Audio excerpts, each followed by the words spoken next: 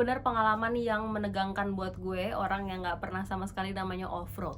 Gue ngerasain gimana mobil tuh hampir terbalik, harus nyebrangin sungai yang arusnya lagi deres banget, dan trekking naik gunung karena mobil yang gue tumpangin ini terjebak di tanah yang berlumpur. Ini semua gue alamin waktu lagi liputan di Kalimantan Utara. So, ini cerita gue dari lapangan.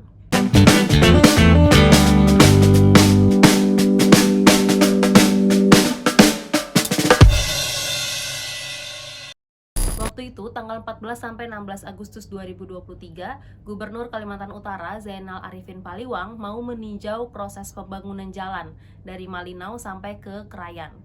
Jalan ini tuh nantinya bakal jadi jalan utama untuk masyarakat Krayan ini mendapatkan kebutuhan pokok mereka supaya lebih mudah. Wilayah Krayan ini adalah wilayah yang berbatasan dengan Malaysia. Jadi selama ini masyarakat Krayan itu mengandalkan kebutuhan mereka dari sebagian besar dari Malaysia karena lebih mudah dan lebih murah juga, aksesnya lebih gampang didapatkan. Nah, sementara dari Indonesia, pengiriman barang-barang itu lebih sulit karena harus melalui pesawat perintis. Akibatnya, memang barang-barangnya ini jauh lebih mahal dan ini tuh berpengaruh kepada ekonomi masyarakat Krayan. Tapi kalau dibayangin sih memang nggak mudah untuk membangun jalan sepanjang 200-an kilometer ini, sementara medannya bener-bener berat dan se-ekstrim itu. Nah, rute yang kita lewatin itu adalah dari Malinau ke Desa Semamu, lalu dari Semamu ke Binuang, dan dari Binuang ke Longbawan di Kecamatan Krayan. Dan bener aja, baru perjalanan hari pertama, mobil yang gue tumpangin hampir terbalik. Kalau genjot mundur gimana, Kek? Sabar. Handle batu dulu belakang. Mobilnya sih double gardan ya, mobil yang sebenarnya bisa untuk jalur yang sulit atau medan yang berat kayak nanjak. Tapi yang namanya tanah lembek dan licin itu nggak bisa dihindarin, akhirnya mobil kita slip. Dicoba buat naik nggak bisa, dan dicoba akhirnya untuk mundur. Begitu mundur, kena batu yang gede banget sampai ban depan sebelah kiri itu keangkat. Itu isi mobil udah miring semua. Gue sampai bingung sendiri, ini kalau gue gerak untuk keluar, mobilnya bakal seimbang atau enggak nih. Sedangkan kalau gue di dalam terus, gimana kalau nanti mobilnya kebalik gitu kan. Suasananya gelap, yang gue tahu adalah kiri itu lereng bukit dan kanan itu hutan-hutan. Nah, antara hutan atau jurang ini gue udah gak berani nengok lagi gitu. Untungnya teman-teman dari rombongan ini langsung bukain pintu mobil kita dan bantuin kita turun. Dan setelah semua penumpangnya turun, mobilnya ini yang ada tali di bawahnya itu langsung ditarik talinya ke pohon. Jadi ada mesin di bawahnya yang bisa narik tali itu supaya mobilnya tuh balik ke posisi semula gitu. Tapi ini baru satu dari sekian kejadian di mana mobil-mobil di rombongan kita tuh berkali-kali slip dan harus memang ditarik, dibantuin sama eskavator atau alat berat atau bulldozer. Bahkan ada satu mobil yang masuk ke jurang, tapi untungnya semua penumpang selamat.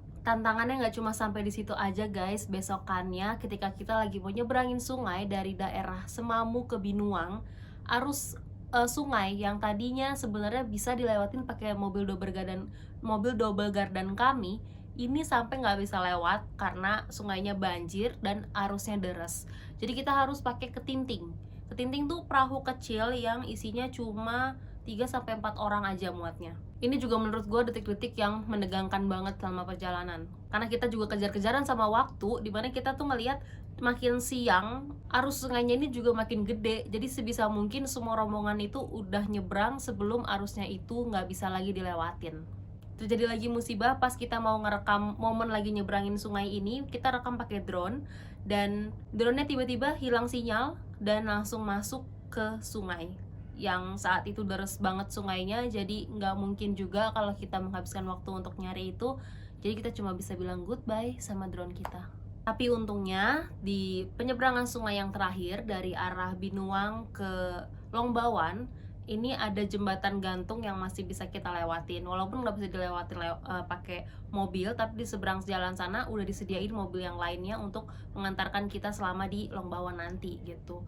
Jadi kita masih bisa nyebrangin sungai lewat jembatan gantung itu dengan aman. Wih, habis nyebrang sungai, deg-degan. Nggak kayak di Dufan guys, beneran ini mah.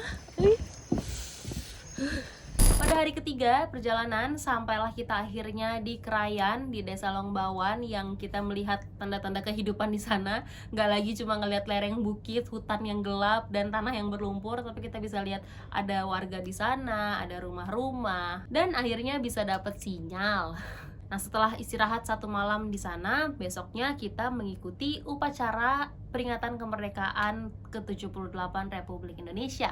Nah, Bapak Gubernur ini menjadi inspektur upacaranya. Wah, di situ rasanya terbayar semua sih perjalanan panjang yang udah kita lewatin dengan segala drama dan musibah yang terjadi. Masyarakat yang sejauh itu pun turut merasakan arti kemerdekaan dan juga mereka bangga gitu menjadi bagian dari Indonesia, karena dilihat antusias mereka ngikutin upacara juga tinggi sekali, dan ada petugas upacaranya, ada masyarakat yang pakai pakaian adat Dayak mereka, terus juga ada anak-anak SD, SMP, SMA yang udah berbaris rapi di sana, ada juga dari personil TNI Polri yang juga ikutin upacara itu. Pokoknya berasa banget warga perbatasan ini tuh juga mengakui diri mereka itu sebagai bagian dari Indonesia, walaupun memang kebutuhan mereka saat ini masih sedikit banyak bergantung kepada Malaysia. Kayak mobil-mobil di sana, sejauh yang gue lihat itu adalah produk-produk dari Malaysia gitu, plat nomornya juga plat nomor Malaysia. Jadi terharu banget, merinding juga begitu ngelihat merah putih berkibar di tempat yang paling ujung banget di wilayah Indonesia. Pak Gubernur juga menyampaikan kepada masyarakat bahwa jalan dari Malinau sampai ke Krayan ini udah terhubung gitu. Walaupun memang saat ini belum aspal dan masih banyak titik-titik yang berbahaya dan ekstrim, tapi yang jelas besar banget harapannya supaya jalan ini akhirnya bisa terbangun dan masyarakat di sana juga bisa terbantu melalui kebutuhannya mereka yang bisa disupport dari Indonesia. Jadi itu cerita gue selama liputan di Kalimantan Utara. Ada yang mungkin pernah nyobain jalur itu juga? Boleh komen di bawah, dan jangan lupa untuk ikutin cerita gue dari lapangan berikutnya.